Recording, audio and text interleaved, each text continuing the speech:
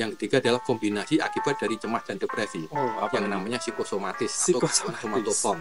Orang banyak makhluk sering nyeri kepala, sering vertigo, jantung deg-degan, ya sesak nafas, mah tidak sembuh-sembuh. Itu sudah berobat ke dokter penyakit dalam kemana-mana tidak sembuh, ternyata penyebabnya adalah psikis. Itu yang namanya psikosomatis. Bahkan di WHO ada data bahwa sekitar 300 juta orang di seluruh dunia itu mengalami gangguan jiwa, termasuk 24 juta orang adalah gila, skizofrenia. Ya, gangguan jiwa berat itu kurang lebih 24 juta ya. Aku nggak mau ngopain, buang aja lah, atau bahkan malu kalau membawa ke fasilitas kesehatan. Ya, tolong stigma itu. Bayangkan kalau itu terjadi pada diri kita atau keluarga kita sendiri, seperti apa? Tidak cukup stigma, tapi yang penting adalah segera bawa ke fasilitas kesehatan. Dan Harjo Ligito siap menampung itu ya dengan BPJS, dengan jam kesmas, jam kesos. Jadi kalau tidak ada biaya, nggak usah takut asal punya asuransi konsultasi. Ya, halo Sobat Harjo, selamat datang di podcast kami. Jumpa lagi dengan program Ngopi Saras, Ngobrol Happy Sehat Waras dari RSPAU Dr. Suhardi Harjo Ligito. Dan senang sekali saya Anang Rahmadi bisa bersama-sama dengan Sobat Harjo semua hari ini. Semua sehat ya? Kru juga sehat? Pastinya sehat ya. Dan kita harus sehat dan menjaga kewarasan pastinya. Nah, berbicara masalah sehat waras pasti tidak jauh dari mental. Dan ini mental berhubungan langsung dengan pribadi masing-masing setiap generasi. Kita akan coba menyoroti generasi saat ini adalah generasi Z ya. Dan hari ini kita akan mengobrol masalah mental atau kesehatan mental maksud saya dengan narasumber yang khusus kami hadirkan di sini di Ngopi Saras, Ngobrol Happy Sehat Waras.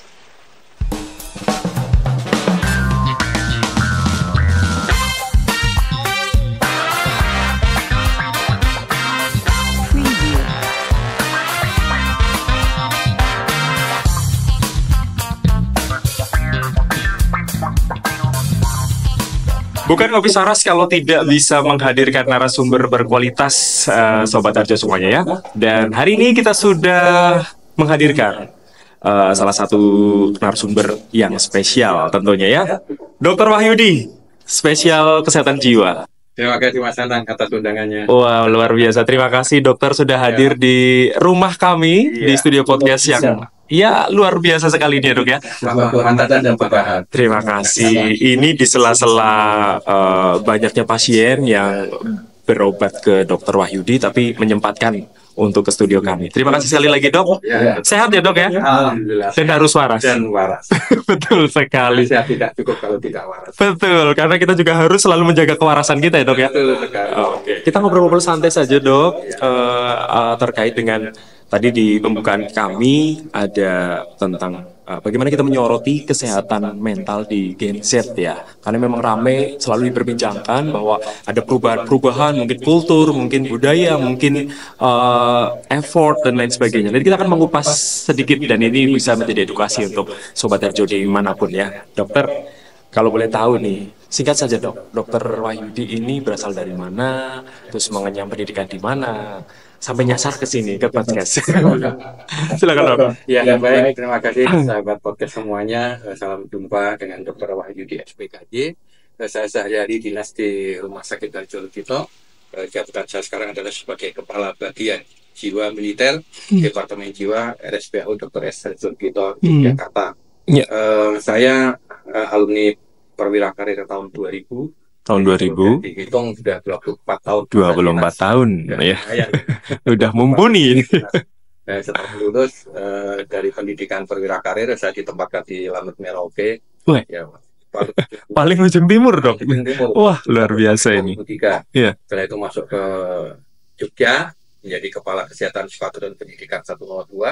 Kemudian setelah di Skadik kemudian menjadi Kepala Rumah Sakit di Lanut Surya Dharma Kalijati dari 2006 sampai 2008. Kemudian dari 2008 saya ada kesempatan untuk spesialis kedokteran jiwa di UGM. Selesai 4 tahun fakulti di 2012. Setelah selesai 2012 saya masih diberi kesempatan untuk menjabat sebagai Kepala Rumah Sakit di Lanut Ranai Natuna. Wow, sempat juga jadi Kepala Rumah Sakit di Natuna. Ke utara ya dari 2012 sampai 2015 dan 2015 pindah ke Harjo Ligito. Harjo Ligito sebagai Kepala bagian jiwa. Ini wilayah selatan ya dok ya. Ya, mudah-mudahan tidak di minggu paling di Aceh atau Sabang itu sampai di 3 penjuru. Nggak mencoba untuk 4 penjuru dok. Iya. Dokter aslinya mana sih dok ini kalau boleh tahu? Saya aslinya sebenarnya Jawa Timur ya. Jawa Timur. Campur-campur. Oh campur-campur. Karena orang tua saya juga angkatan darat, ya tahu sendiri kalau namanya anak kolong juga kemana-mana tidak jelas. Ya kelahirannya di mana, ya tinggalnya di mana, berapa tahun kemudian pindah kemana-mana. Jadi saya 3 penjuru itu ya dok? Tanya aslinya tuh ya bingung juga itu. Tapi kebanyakan saya ada di Jawa Timur, tapi saya sudah sekitar berapa 8 tahun ini jadi nanti di Jawa Timur, keluarga semuanya ada di Jakarta tahun itu. Jawa Timur pasti hobinya makan rujak cingur. Yang pedes-pedes gitu kan. Oke, jangan sampai makan ini ya dok ya, suara-suara yang pedes dari netizen. Iya. Mudah-mudahan tidak. Mudah-mudahan tidak. Yang penting cukup mendengarkan suara-suara pedes dari pasien. Ada kita dari gula. Tapi asik ya dok ya ketika nanti kita mendengarkan suara-suara apa sih sebenarnya yang kita hadapi. Ya, ada solusinya dokter berikan seperti itu. Tapi ini dok, saya ingin berbicara atau menanyakan sedikit ya, tentang apa sih yang membuat dokter Wahyudi bisa mengambil spesialis kejiwaan. Ya, karena kan banyak juga nih dokter pilihan dokter lain gitu ya. Ya, sebenarnya nomor satu bahwa tentara itu adalah siap melaksanakan perintah. Ya, jadi termasuk saya mengambil spesialis jiwa salah satunya adalah karena perintah. Oh, karena perintah.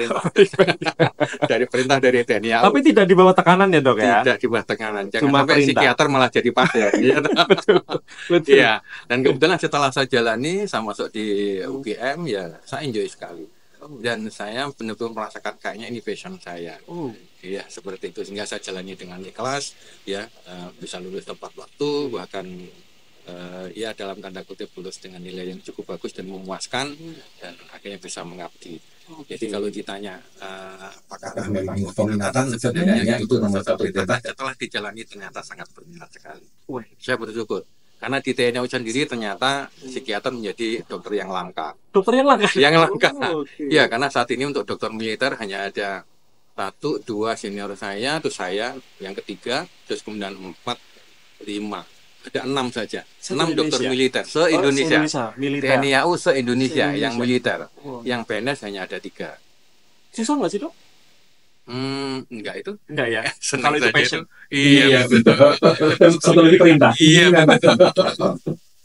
Iya. Jadi memang akhirnya saya memahami bahwa dulu mungkin saya memang awalnya pada saat saya masih sekolah dokter umum ya kan, terus kemudian OAS dan sebagainya tidak membayangkan menjadi psikiater, tapi inilah takdir dan jalan hidup. Kira-kira begitu, dan ternyata jalan hidup dari Allah dan takdir dari Allah itu pasti lebih baik dari apa yang kita rencanakan. Betul, saya yakin itu. Ya, saya sepakat juga dalam perjalanannya saya merasakan bahwa iya, saya memang sangat dibutuhkan oleh TNI AU, karena memang jarangnya kriminal di situ. Ya seperti saya menjadi dokter langka di TNI AU. Dan kita akhirnya mengembangkan ilmu ini dengan benar-benar sangat maksimal, apalagi khususnya rumah sakit Arjolokido sebagai rumah sakit kita tahu sangat memfasilitasi sekali terhadap departemen jiwa di sini, sehingga saya diberi banyak fasilitas yang menolong orang, seorang dokter pun tidak harus dengan injeksi ya dok? Betul sekali. Iya. Dengan omongan, dengan nasihat, dengan psikoterapi, iya kan, ya, dengan pendekatan sosial, sekali. Ya tidak selalu dengan itu obat menjadi nomor 2. Tapi karena pasien juga kadang-kadang hanya ingin didengar ya dok ya, betul nggak sih? Betul sekali. Makanya kenapa saya jadi gemuk? Selalu mendengar. Karena kerjaannya hanya mendengarkan, tanggil manggut-manggut. Tapi pasti seorang dokter akan memberikan solusi ya, pasti yang jelas. Betul. Agar bisa sampai ke pasien. Iya. Kalau nggak begitu, pasiennya nggak akan tanya. Betul. Iya, saya lihat luar biasa. Dok, kata produser saya ini ternyata juga hobi. Selain mendengarkan itu juga sering mendengarkan apa juga ini dok? Iya. Iya, banyak sebenarnya. Yang pasti, ya selain kita menterapi pasien dengan yang jelas bahwa karena psikiater tidak mengandalkan alat pemeriksaan. Betul. Psikiater adalah mengandalkan benar-benar anamnesis atau komunikasi. Sehingga kita memang harus benar-benar mendengarkan apa yang diceritakan oleh pasien, dan kita harus benar-benar menebak apa yang menjadi problem pasien. Yaitu memang nomor 1. Walaupun banyak yang lain supaya saya sendiri juga tidak stres. Iya, bayangkan dalam sehari misalnya pasien rata-rata ada 150 sampai 200 per hari. Per hari. Ya, bayangkan. Kali 30. Saya harus saya harus mendengarkan 150 problem. Iya kan? Dan semuanya nggak ada yang orang itu datang ke saya bilang, wah dok saya hari ini lagi banyak duit. Nggak ada. Wah dok saya lagi banyak rezeki. Ya? Iya. Semuanya bilang tentang kesusahan. Gitu. Begitu seneng lupa sama psikiaternya. Dok, tapi dengan 150 pasien per hari itu banyak kemiripan nggak sih yang dihadapi oleh pasien ini? Kalau akhirnya pada puncak diagnosisnya banyak kemiripan. Banyak kemiripan. Itu tidak diagnosisnya. Hanya latar belakangnya ya berbeda-beda. Menuju ke diagnosis itu hampir kurang lebih sama. Biasanya apa sih dok? 3 teratas. Nomor 1 adalah gangguan cemas. Ya, kecemasan yang terbanyak. Ya karena ya memang saat ini kondisi saat ini ya di lingkungan kita apapun itu memang banyak yang memicu. Yang kedua, ekonomi, terus kemudian pekerjaan, ya keluarga dan sebagainya. Yang kedua, tren yang kedua adalah depresi. Ya depresi. Jadi ya karena problem atau masalah sehingga itu adalah yang membuat menjadi semakin berat di atasnya depresi cemas. Itu akan orang menjadi depresi kalau udah kecemasan itu tidak segera diatasi.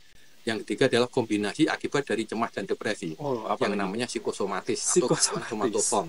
Orang banyak makhluk sering nyeri kepala, sering vertigo, jantung deg-degan, ya sesak nafas, mah tidak sembuh-sembuh. Itu berobat ke dokter penyakit dalam kemana-mana tidak sembuh, ternyata penyebabnya adalah psikis. Itu yang namanya psikosomatis. Nah, itu yang sekarang juga tren banyak sekali. Jadi keluhan yang dirasakan di fisik, padahal ternyata adalah penyebabnya psikis. Kalau cemas dan was-was hampir sama ya dok ya? Kurang lebih sama, hanya beda bahasa. Berarti saya juga mengalami cemas dan was-was setiap tahun 30. Betul. Dan itu tanggal tahun ya. Tanggal tanggal 5 cemas lagi. Nah itu kalau itu terangnya beda. Betul dok. Tapi ini tidak hanya sebagai lelucon dok. Tapi memang benar ya dokter ini kalau mungkin dengan 150 pasien per hari pasti kan butuh tes juga. Ya. Dokter ternyata hobinya ngeband juga. Betul sekali. Saya teman sesuai. Jangan masih. Saya bahkan bermusik dari sejak SMP udah suka. SMP, SMA, ya kuliah juga ngeband juga. Walaupun ranahnya mungkin ya nyari uang tambahan. Saya SMP ngapain ya dok ya? Beda banget soalnya. Saya SMP masih. Saya hampir di setiap kedinasan saya membentuk band. Pasti hampir pasti. Ya, jadi saya bina anggota-anggota yang ada di situ. Kalau pemerintahnya itu memang betul suka dan mau support untuk memberikan alat, itu kita bentuk band. Apa yang diingat nama dok? Bandnya dok? Yang paling diingat apa? UJ band pertama dan yang terakhir. Pertama waktu di Melodi itu saya namakan Hercules Rock Dangdut. Iya. Padahal Hercules belum tentu saudara dan dangdut ya. Karena memang saat itu saya membentuk band dangdut secara genrenya ya. Reggae ya. Di Papua rata-rata hampir tidak ada orang Papua yang membuat grup dangdut di sana. Semuanya band. Orang-orang Papua pintar-pintar nyanyi, lagunya bagus-bagus. Tapi genrenya selalu pop. Nah, saat saya diri di sana, kalau saya membuat grup band pop, maka saya akan kalah dengan yang sudah lokal duluan yang sudah hadir dulu, sehingga akhirnya saya membuat grup yang dangdut tapi genrenya rock, jadi dangdutnya bukan koplo seperti sekarang ya. Zaman segitu belum ada koplo soalnya ya, tahun 2001 sampai 2003, jadi saya membuatnya adalah rock dangdut dan akhirnya benar-benar tenar dan booming. Saya namakan Hercules Rock Dangdut. Dan yang terakhir ini kita band sehat waras. Iya, band itu supaya bahasa Jawa ya. Betul. Band sehat dan waras. Kita bernyanyi. Betul. Diharapkan ya yang mendengarkan juga senang dan sehat waras, yang ngeband juga senang jadi sehat dan waras. Jadi band sehat waras. Hampir sama dengan tagline Ngopi Saras ini. Ngobrol happy sehat waras. Betul, makanya itu saya sangat-sangat setuju banget dengan iya, karena yang penting memang kembali bahwa itu. Sehat saja tidak cukup kalau tidak waras. Betul. Iya kan, sehat fisiknya, kalau jiwanya tidak sehat ya apa gunanya? Lari kuat, ya kan olahraga kuat, tapi jalan-jalan sambil tersenyum sendiri-sendiri, akhirnya kan juga jadi lucu ya kan? Tidak ada gunanya. Begitu juga sebaliknya. Iya kan, jadi sehat waras akan menjadi suatu satuan kata kalimatnya. Bagus sekali. Sepakat atau tidak? Ya, sedikit bagi pengalaman dokter tentang menarik dan lucu ketika dokter menjadi spesialis kesehatan jiwa apa ya. Ini bukan menjadi bahan lelucon, tapi yang mungkin dokter sampai ingat sampai hari ini. Ya. Yang pasti banyak sebenarnya, karena apa? Kita berhubungan dengan orang yang dalam tanda kutip nggak waras ya. Ya dalam tutur kata, bahasa, tingkah laku dan sebagainya. Ya kan. Contoh hari ini aja. Saya hari ini dapat pasien yang masuk ke ruang praktek saya masih pakai helm. Wah. Itu saking cemasnya. Cemas hilang. Iya. Saya bilang itu, loh, Mas, kenapa masuk ruang praktek saya kok masih pakai helm? Loh, iya toh, Dok. Dokter yang salah lihat pasti. Oh, sudah sampai segitunya, Dok? Iya. Padahal dia tuh jelas-jelas masuk tuh helmnya nggak dilepas, gitu loh. Seperti itu. Jadi saya ketawa sendiri ya, daripada sama ayel-ayelan ya kan, ya sudahlah. Berarti Saman merasa tidak pakai helm, ya sudah. Jadi banyak kita tiap hari ya banyak lelucon-leluconnya seperti itu. Makanya ya saya happy aja. Itu yang memang mungkin pasien yang belum ngamuk atau belum mati. Tapi yang ngamuk, ya itu kita juga wajib. Juga ya, badannya lebih gede ya. Jadi dia bukan takut sama saya, tapi gila saja ya. Seperti itu ya. Jadi ada pasien yang memang kita membuat happy, membuat senang, tapi juga ada pasien yang kadang kita membuat was-was karena begitu ngamuk dia langsung marah-marah. Ya kan, bahkan mungkin bisa ada kejadian kemudian ada yang memecah kaca, ya kan, sangat ekstrim. Iya, karena dia harusnya datang di IGD, tapi karena ketidaktahuan dia datangnya di poli. Otomatis kalau di poli ya kita kan nggak bisa siap-siap untuk menangani pasien yang kegawat daruratan, sedangkan dia udah ada masuk poli. Ya bagaimana lagi akhirnya dia marah dia jangan mau dipoti. Ya itu hal yang wajar lah, seperti itu ya, kita anggap itu sebagai posisi profesi lah. Jadi baik memang suka dan dukanya, tapi banyak sukanya. Stok kesabaran dokter ada berapa sih, Dok, kalau udah di poli, Dok? Kayaknya udah putus kesabarannya. Jadi tidak ada marah, wes. Oke. Iya, memang mentalnya udah terbentuk ya, Dok. Iya. Karena kita menghadapi orang yang tidak bisa kena pasal kan, iya toh. Iya kan, orang gangguan jiwa mana kena pasal. Ya kan? Kita yang mukul dia kena pasal, dia mukul saya, dia tidak kena pasal. Lebih baik kita sabar aja. Oke, Dok, berbicara masalah mental nih, agar kita tidak mungkin ini himbauan juga sih, agar mental kita memang masih terjaga sehat dan waras nih. Apa, Dok, sebenarnya mental health itu? Oke, ini mulai serius ini. Saya tertarik dengan ini. Kadang-kadang saya ikut sesuatu dong. Ya oke. Kalau berbicara tentang kesehatan mental atau kesehatan jiwa ya, kita dasarnya adalah WHO tentunya ya. Dari WHO ada kriteria tertentu cara definisi apa sih orang yang disebut sehat mental. Ya, menurut kriteria WHO bahwa sehat mental atau mental health itu adalah satu kondisi di mana seorang individu itu dapat berkembang secara sempurna, fisik, mental, spiritual dan sosial. Jadi lengkap dia. Ya tidak hanya fisik saja, tapi spiritual, ya mental dan sosialnya itu cukup sempurna dan bagus. Kemudian orang tersebut menyadari sepenuhnya tentang kemampuan dirinya. Jadi dia tahu bahwa aku ini punya kemampuan lebih, seperti misalnya Mas Anang, saya punya kemampuan yang lebih dalam bidang komunikasi. Kembangkan itu, terus dikembangkan terus ya. Jadi dia tahu tentang kemampuan dirinya dan dia terus dikembangkan. Kemudian juga mampu menghadapi stres dalam kehidupan yang wajar. Ya. Kalau saya mungkin bekerja ya tekanan sana tekanan sini ya, namanya apalagi ini di rumah sakit militer ya kan. Ibaratnya militer itu ya jarak senyum lah kalau mungkin kita lihat, padahal itu sudah yang paling ramah ya sudah seperti itu yang kelihatannya sudah ramah itu padahal tidak ya. Jadi dapat menghadapi itu dan mampu bekerja produktif ya, dan yang terakhir adalah dapat berperan serta dalam itu. Jadi lengkap yang mental itu adalah dalam bentuk perilakunya semuanya lengkap ya, potensi dirinya tahu, terus bisa mengembangkan potensi diri, kemudian bisa menghadapi stres terhadap lingkungannya dan bermanfaat bagi lingkungan. Itu kira-kira disebut dengan mental health. Nah, kalau dalam empat ini ya kalau dicapai dan dituju, ada gejala-gejala mungkin gangguan yang mengarah ke kesehatan mental. Apa mungkin ciri-cirinya? Oke. Saya sebelum masuk gejala-gejala ya, saya akan melihat dulu bahwa betapa pentingnya mental health ini ya, karena berdasarkan dari data ya atau evidence base bahwa yang pertama realita di lapangan, bahwa saat ini pressure kehidupan yaitu bergerak dari penyakit fisik ke penyakit mental. Kenapa? Karena orang semakin pintar, orang semakin mengerti, kehidupan semakin canggih. Ya apa-apa bisa dilakukan sendiri dalam kondisi menjaga fisiknya. Ya kan, tempat gym di mana-mana ada, ya sepedaan, lari, ya fitness, terus kemudian kebugaran yang lain itu banyak kan. Sehingga penyakit fisik itu sekarang bergeser ke penyakit mental. Fisik semuanya menuju ke sehat karena dia bisa membuat sehat untuk dirinya sendiri. Ya, tetapi ternyata ya penyakit mental yang bergeser. Kenapa? Karena kita baru muter TV pagi aja, ya kan? Buka TV itu sudah beritanya sudah berita kemana-mana. Berita yang menakutkan, ya kan? Iya kan? Oh. Mungkin kalau dalam kriminal, ya kan? Kriminal ya semuanya di sana ada geng motor, ada pembunuhan ini, ada penculikan ini dan sebagainya, begal dan sebagainya. Itu baru dari sisi kriminal. Kemudian dari sisi yang lain saya pernah pekerjaan, ya kan? Banyak yang ada apa namanya itu pressure, iya, dengan pressure juga ada beberapa penutupan pabrik dan sebagainya.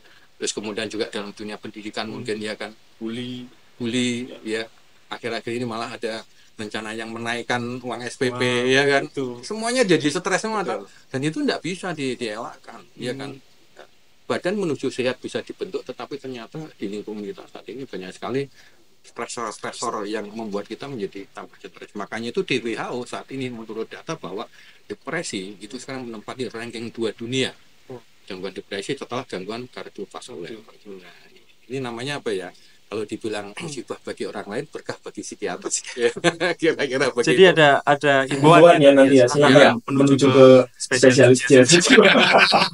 Yang dulu kan juga tertarik itu yang sekarang jadi lulus ternyata jadi lahan yang dibanding dengan spesialisnya yang dulu mungkin yang terpenting kan memang tujuannya ikut menyehatkan. Betul sekali. Bukan hanya kita dari sisi finansial dan bisnis, tetapi kita juga mengobati dan menyembuhkan yang bersangkutan. Jika beliau mencatat bahwa bunuh diri merupakan penyebab kematian nomor 2 terbanyak di dunia. Pasti masalah nggak menyangka bahwa 40 detik di dunia ini ada orang bunuh diri. 40 detik. Ini kita bicara data dari WHO ya, seperti itu. Ya, jadi memang kalau kita sering melihat di medsos, khususnya mungkin area Jogja aja lah yang kita sering dengar ada bunuh diri. Ya memang tren bunuh diri itu sangat tinggi itu. Iya. Bukan kita nggak usah berbicara masalah negara mana yang tren, tapi sekarang kayaknya sudah setiap negara betul sudah melakukan hal ini gitu. Jogja aja ini data yang terakhir yang pada saat ya memang yang saya dapat 2021 2002 yang memang tercatat di dunia kesehatan.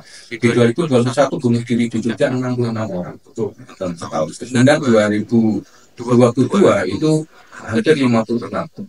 Kalau usia berapa dok? Dewasa muda. Iya, umur jenengan. Saya masih 28 ya. Jadi lagi sasarannya ya kan. Banyak itu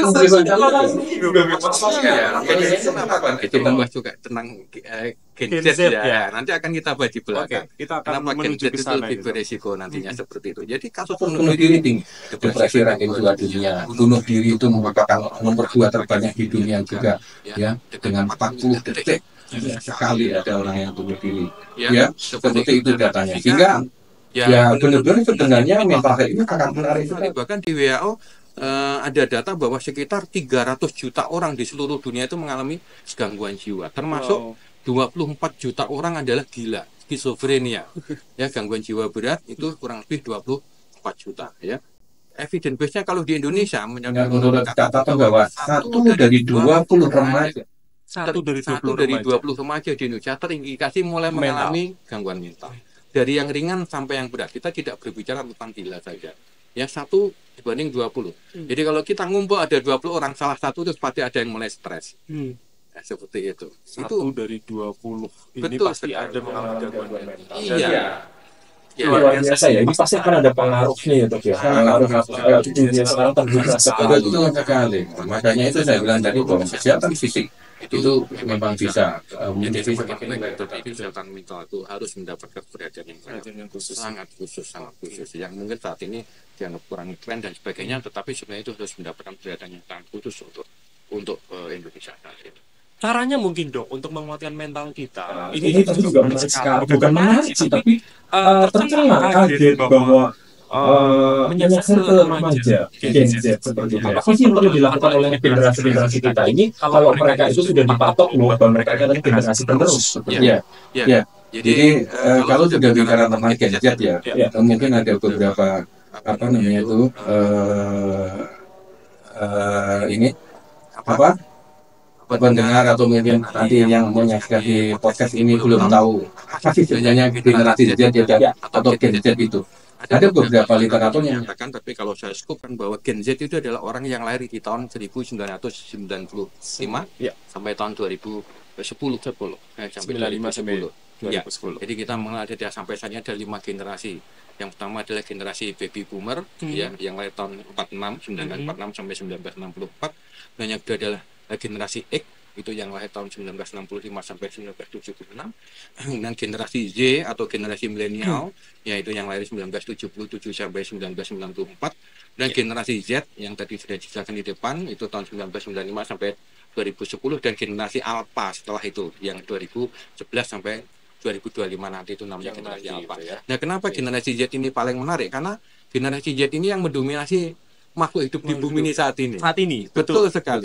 Saat ini yang terbanyak adalah kita hidup di rata-rata di dunia ini adalah umur 8 sampai 23 tahun di generasi Z ini. Ya. Jadi kalau di persentase itu adalah 27,94%. Itu tertinggi dibanding dengan generasi Z, ya generasi baby boomer atau milenial. Itu kita paling banyak. Makanya itu kenapa dia yang paling banyak kena risiko seperti itu. Paling banyak kena risiko untuk mengalami gangguan mental tersebut. Nah, khasnya kepribadian orang generasi Z itu apa? Nah, di saat umur-umur yang segitu tadi. Terutama yang pertama yang saya jelaskan yang paling pokok adalah masalah teknologi medsos. Nah, ini menarik medsos ini yang nanti akan saya kaitkan dengan saat ini akan apa-apa medsos ya. Mulai dari yang mungkin yang paling yang paling jadul itu Facebook misalnya gitu, dan yang paling sekarang ngetren adalah TikTok ya kan, mana-mana nge-TikTok itu seperti itu ya. Jadi memang kepribadian generasi itu yang pertama adalah lebih memilih ponsel daripada televisi. Itu khasnya ya. No gadget, no life ya. Kalau gadget saya tidak bisa hidup. Itu hilang 7 hari langsung sakit ya. Betul sekali. Orang kalau mungkin kehilangan pacar nggak masalah, tapi kehilangan HP bermasalah sekali ya, karena memang wajib punya medsos orang Gen Z itu seperti itu ya. Nah, sekarang itu adalah ciri khas orang Gen Z. Nah, sekarang bagaimana sih pertanyaan tadi, bagaimana cara menjaga kesehatan mental ya oke. Jadi begini, sebelum kita tahu bahwa bagaimana sih cara kita menjaga kesehatan mental, tentunya kita juga harus tahu pasti orang sampai sakit mental. Ya. Selama ini kan ada mitos bahwa orang gangguan jiwa itu pasti hubungannya dengan mistis. Wah, ini kesambet, ini kena setan, ini kena santet, ya kan? Ini kena jin, ini ngencingi pohon, ya kan? Sehingga dia menjadi sakit jiwa. Padahal tidak. Ya, itu hanya sebuah mitos saja. Yang setelah kita teliti dalam dunia kedokteran kejiwaan itu adalah sangat-sangat kalaupun memang kasus itu ada, tetapi dalam ranah yang besar itu tidak ada hubungan.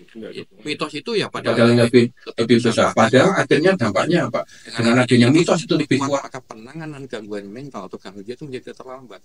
Kenapa? Karena di awal-awal sakit dia bawanya adalah ke supranatural, ke alternatif dan sebagainya. Padahal itu dari mental dia sendiri. Padahal dia dari mental dia sendiri. Harusnya kita memang sebagai psikiater tidak melarang orang itu membawa ke pengobatan alternatif. Tetapi sebenarnya kalau bisa startnya bareng. Ya kan, didoain dan dibawa ke tenaga medis. Ya, karena kita mengenal gitu, betul. Apalagi yang gangguan jiwa berat, yang istilahnya adalah edan, gila, kentir ya, dan sebagainya itu. Karena orang yang mengalami gangguan jiwa yang berat pasti pemahamannya karena dia muncul halu, ya kan, dia ngomong sendiri, ketawa sendiri, dan perilakunya sangat benar-benar aneh. Itu udah dianggapnya pasti setan atau jin. Tapi ini semuanya sebenarnya bisa, Dok, diperbaiki. Sangat bisa. Oke. Ya, karena teorinya bahwa orang mengalami gangguan jiwa secara medis itu adalah ada zat di otaknya yang namanya neurotransmitter itu yang tidak normal. Jadi kalau di darah kita ada kolesterol, ada gula, ada asam urat. Di otak kita ada yang namanya zat yang dihasilkan oleh sinapsi dari saraf itu namanya neurotransmitter. Yang besar ada serotonin dan ada dopamin. Orang kalau serotoninnya tidak stabil, dia normal, maka dia akan mengalami gangguan cemas sama depresi. Nah, ya kalau dopaminnya yang tidak normal, itu akan mengalami halusinasi. Jadi kalau orang halusinasi itu kan dopaminnya yang tinggi. Itu bisa dikatakan memang masalah yang menumpuk, tidak tahu jalan keluarnya, mau berbagi ke siapa, bercerita. Itu juga bisa mempengaruhi, Dok. Oke, itu adalah penyebabnya. Akibatnya itu adalah serotonin dan dopamin yang tidak stabil. Nah, penyebabnya apa? Yang pertama yang itu tadi, yang ya orang punya masalah, orang so ngatasi, ya kan, sudah bingung berlarut-larut dan sebagainya dan sangat berat, maka menyebabkan lama-lama itu serotonin dan dopamin jadi tidak stabil. Begitu serotonin dan dopamin tidak stabil dan karena masalah itu yang berat dan tidak selesai, baru muncullah gejala-gejala gangguan jiwa. Jadi yang pokok pertama kali kalau sudah lepas seperti itu adalah ya kegawat daruratannya, jangan mencari menyelesaikan masalah itu dulu, tapi normalkan dulu serotonin sama dopaminnya. Maka itu saya bilang butuh dokter, butuh psikiater di situ. Normalkan serotonin, normalkan dopamin, normalkan noradrenaline. Yang ada itu tapi itu biar normal, dia jadi waras kembali. Setelah waras baru kita cari solusi problemnya. Akan satu-satu ya. Tapi yang membuat Anda tidak bisa keluar dari masalah ini. Betul, karena biasanya dia dibawa ke tenaga medis, ke psikiater khususnya ke rumah sakit. Itu udah dalam kondisi sudah dia sendiri udah tidak ingat dirinya siapa. Makanya kalau dari situ hanya kita nasihati, misalnya ini yang kita berbicara tentang tataran yang sakit berat ya, yang gila atau skizofrenia, itu dia sudah tidak tahu dirinya sendiri, dia tidak bisa menilai dirinya sendiri. Makanya itu harus dinormalkan dulu dengan obat. Kalau sudah normal dengan obat dia sudah bagus, baru kita lakukan psikoterapi. Namanya psikoterapi itu mencari akar masalah problemnya, baru kita cari solusinya bersama-sama, melibatkan keluarga dan jadi tetap membantu penyebabnya karena memang problem. Nah, seperti itu. Nah, cuman kalau sudah muncul seperti itu, yang menjadi masalah adalah karena dia sudah ngomong sendiri, bicara sendiri, dianggap ada jin setan yang masuk dalam dirinya. Nah, seperti itu dilihat dari kata mistisnya. Akhirnya apa? Akhirnya terlambat membawa ke pelayanan medis. Padahal ada yang namanya kita dalam teori gangguan jiwa berat atau gila ya atau skizofrenia itu ada namanya golden period. Golden period itu kan saat masa di mana kalau sudah lewat dari itu maka dia akan sakit seumur hidup. Ya. Dan golden periodnya adalah 1 sampai 3 bulan. Mulai dari munculnya keluhan itu. Kalau kurang dari 3 bulan dia segera tertangani, serotonin dan dopaminnya dinormalkan, masih memungkinkan sekali dia bisa sembuh total. Ya, yang namanya sembuh medis. Jadi sembuh gangguan jiwa itu ada 2. Satu sembuh medis apabila dia dalam masa golden period. Jadi dia boleh saja dia dibawa ke kayak ustadz dan sebagainya, tetapi di satu juga ustadz dibawa ke dokter. Doa tetap boleh, ruqyah tetap boleh. Saya tidak melarang itu ya. Minum air asma juga tetap boleh, tetapi tetap barengi dengan obat karena serotonin dan dopamin akan cepat stabil dengan obat. Doa, ruqyah membuat dia tenang. Sehingga produksinya juga tidak terlalu besar, sehingga dia bisa menurunkan. Tapi kalau dikombinasi dengan obat, pasti lebih cepat turun lagi. Nah, sehingga ngejar golden period ini. Karena kalau udah lepas ini, namanya sembuh sosial. Apa itu sembuh sosial? Harus minum obat seumur hidup, ya tidak boleh putus obat sampai kapanpun itu, sehingga dia kelihatan normal. Nah, jadi makanya ada pasien-pasien jiwa yang dia sudah seumur hidup harus menjalani terapi. Makanya kita harus ngejar itu, betul ya, seperti itu. Jadi penyebab sakit gangguan jiwa tetap pangkalnya dari serotonin sama dopamin itu, walaupun penyebabnya yang pertama dari stres masalah kehidupan. Masalahnya kompleks, tapi lebih muaranya ke situ ya, Dok. Muaranya tetap ke sana. Makanya itu butuhnya psikiater di situ, ya, untuk menormalkan itu dulu. Nanti psikolog baru masuk untuk membantu dari psikoterapinya setelah dia dinormalkan. Sama kayak misalnya, betul. Misalnya komputer kena virus nih, ya apa ya bisa diinstal program. Betul. Kalau virusnya belum dimatiin dulu, jadi ibarat tugas psikiater adalah mematikan virus dulu.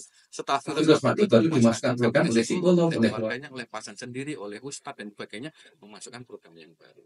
Nah, ini berbicara tadi media sosial, Dok. Mungkin banyak sekali generasi Z ini kalau bisa menyebutnya itu memang kadang berpengaruh dengan media sosial, flashing, entah apa. Ada kekerasan juga di situ juga berasal dari media sosial. Ada yang buat apa, Dok? Ini untuk generasi kita, khususnya di generasi Z. Ya. Jadi begini, sebenarnya teknologi itu diciptakan pasti ada nilai positifnya. Ya. Itu yang penting, ya. Tidak semuanya pasti negatif. Ada nilai-nilai positifnya. Hanya tinggal kita bagaimana bersahabat memanfaatkan teknologi itu untuk kepentingan yang positif atau untuk kepentingan negatif. Nah, seperti itu. Jadi saya juga tidak menutup mata bahwa wah semua internet, semua TikTok, semua tayangannya ada di medsos itu membuat kita menjadi sakit jiwa. Tidak. Ya, banyak yang positif yang bisa kita gali dari situ. Kita menyerahnya seperti apa? Nah, kalau yang positif mungkin kita tidak bahas. Nah, yang negatif ini yang akan kita bahas. Kita harus filter. Betul. Kenapa sih sebenarnya orang kok akhirnya terbagi menjadi dua. Ada tetap dengan melihat yang sama, tayangan yang sama, jam yang sama, durasi yang sama, dia senang aja dan tetap sehat aja. Tapi kenapa juga orang yang melihat itu, melihat tayangan itu dengan durasi yang sama, jam yang sama, tayangan yang sama, kok dia menjadi ada perubahan dalam mental dirinya? Itu karena apa? Yang pertama karena yang paling pokok adalah vulnerabilitas otaknya orang itu berbeda. Vulnerabilitas adalah kemampuan orang dalam menyerap, mengolah, mengoutputkan hasil itu seperti apa. Dan orang yang vulnerabilitas otaknya jelek, maka hal yang jelek itu akan langsung tertanam dan akan melakukan itu. Ya kan, yang jelek-jelek seperti itu langsung dia lakukan, sehingga dia mempengaruhi sekali oleh mentalnya itu. Memang vulnerabilitas otak itu tetap dibentuk dalam durasi yang sangat panjang. Misalnya dari kecil tentang pola asuh orang tuanya. Kalau orang tuanya baik-baik saja, pola asuhnya bagus, pendekatan agamanya bagus, ya dia vulnerabilitas otaknya bagus. Sehingga menghadapi kayak apa aja ya biasa saja. Ya, tapi kalau yang dari masa kecilnya sudah pola asuhnya kacau, orang tuanya sudah cerai-berai, ya kan, lingkungannya buruk, ya jauh dari agama, vulnerabilitasnya jelek, sehingga di saat dia sudah dewasa, sudah mengerti tentang medsos, ya otomatis bentengnya juga akan menjadi tetap cepat runtuh. Sepakat sih ini. Bentengnya dimulai dari keluarga kita dan betul sekali dalam perjalanan hidupnya seperti apa. Kalau dia tetap bagus, dia tak takut memberikan gadget pada anak-anak kita misalnya atau buka dan sebagainya. Tapi kalau memang orangnya itu memang dasarnya dari perjalanan pola asuh, terus kemudian perjalanan hidupnya itu jelek, kemudian model pendidikannya juga kurang bagus, lingkungannya kurang bagus, itu pengaruh yang jelek akan cepat masuk. Yang paling sekarang lagi tren misalnya judi online misalnya, ya kan. Pengen kayak mendadak teman-teman yang judi online. Iya kan, ini juga kita sebagai anggota TNI lagi ditekankan loh. Bahkan Panglima sendiri mengatakan terlibat judi online bebas. Iya kan? Itu kan mental ya. Betul sekali. Iya. Pengen kaya mendadak, iya kan. Tidak ngumut dulu, tapi ngumut judi online. Seperti itu kira-kira. Ya, itu semua. Kita nggak anti ya, sebenarnya kita jujur di sini kita nggak anti, cuma pengaruhnya apa sih gitu loh. Yang membuat kita mentalnya seperti apa kan berpengaruh juga. Kita harus memilih. Yang main TikTok dapat duit, banyak orang yang misalnya bikin jaga podcast begini atau mungkin bikin tayangan bagus, ya dapat duit, ya kan? Dari mana kan? Seperti itu bisa menjadi mata pencaharian, tapi juga itu tadi ada yang sangat terpengaruh sekali. Ya kan akhirnya juga akan terjadi seperti ini. Saya kira begitu. Dokter, luar biasa. Biasanya kita ngomong masalah mental, jadi pengen mana-mana sih dok. Cuma di RSPAU sendiri dok, ya itu seperti apa? Pola pandangannya sedikit saja dok, mungkin menerima masyarakat golongan apa, ya mungkin dari grade apa dan sebagainya. Oke. RSPAU ini menurut saya untuk tataran rumah sakit di Jogja ya, untuk pelayanan atau departemen juga paling top markotop. Luar biasa. Kalau saya boleh tepuk tangan ya. Bukannya saya membanggakan diri saya sendiri. Yang pertama aja dari fasilitas. Kita bicara dulu tentang pelayanan di polinya, ya poli psikiatri. Kita poli psikiatri satu-satunya Pak Jogja itu yang namanya one stop service. Apa itu one stop service? Pasien masuk, ya daftar di situ, dilayani di situ, ambil obat di situ, bayar di situ, rumah parkir juga dekat dari situ. Ya betul. Yang lain saya kira di rumah ini tidak ada yang seperti ini. Minimal itu pendaftaran di tempat yang berbeda. Terima BPJS enggak dok ini dok? Ya, ini yang lagi ramai soalnya. Terima BPJS enggak nih? Kita semua asuransi mau swasta mau negeri kita terima. Semuanya kita terima dan sangat mudah. Yang pasti memang kalau rawat jalan kan pasti harus memang ada pengantar dari bawah. Ya kan dari fase ke-1, fase ke-2 baru ke kita untuk rawat jalan. Tapi kalau untuk rawat inap bebas. Karena masuknya lewat IGD. Ya tidak perlu pengantar tiba begini. Dan kita pavilion psikiatri untuk seluruh Jogja paling top lagi. Jelas. Apa itu? Satu, fasilitas bangunannya. Bangunannya masih baru minimalis modern kayak cottage hotel. Masih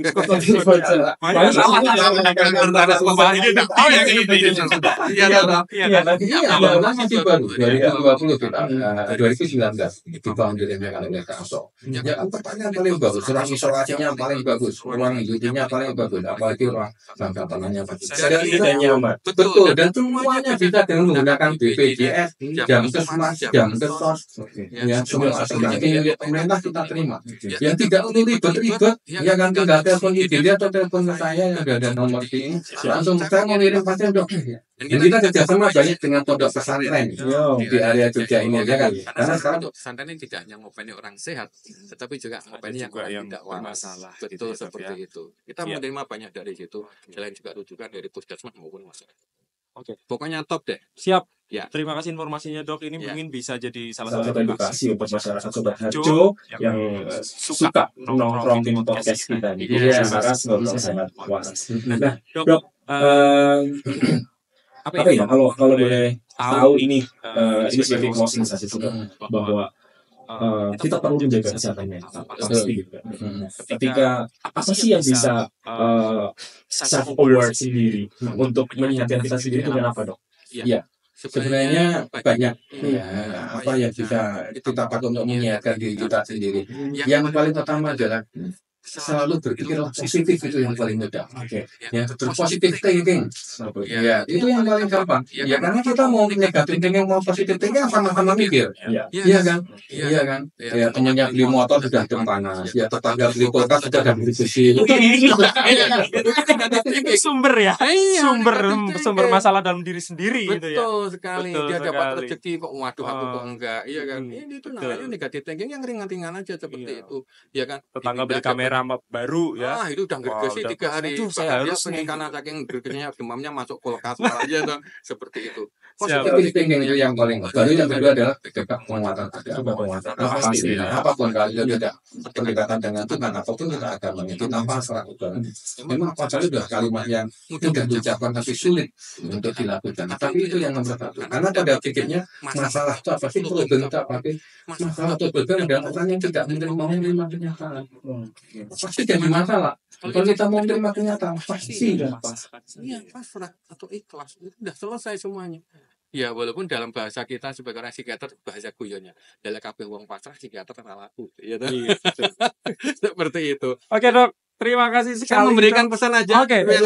Pesan Dok ini dengarkan ini Pak ini. Saya meminta pada seluruh keluarga bahwa tanggung jawab edukasi untuk gangguan jiwa pasien itu tanggung jawab bersama. Dan yang kedua, jangan di stigma pasien jiwa itu. Jangan di stigma itu adalah pandangan negatif terhadap orang sakit yang mengalami gangguan jiwa. Ya, pandangan negatif terhadap orang yang sedang mengalami gangguan jiwa sehingga orang gangguan jiwa itu sudah mau dibuang kan. Tahu nggak mau ngopeni dibuang aja lah, atau bahkan malu kalau membawa ke fasilitas kesehatan.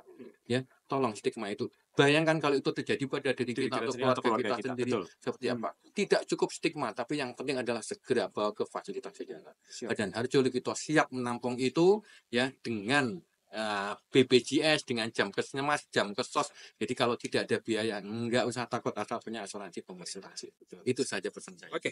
Baik. Terima kasih Bapak Yudi, spesialis kesehatan jiwa yang sudah mampir ke podcast kami. Ini insya Allah sih bisa menjadi satu pencerahan sampai edukasi untuk sobat khusus semuanya yang mungkin masih bingung dengan masalah kesehatan mental ya. Tidak harus menyoroti generasi Z saja, tapi tadi juga disebutkan bahwa semua orang itu berpotensi untuk memiliki sebuah masalah dan mengarah ke mental ya. Terima kasih sekali Dok.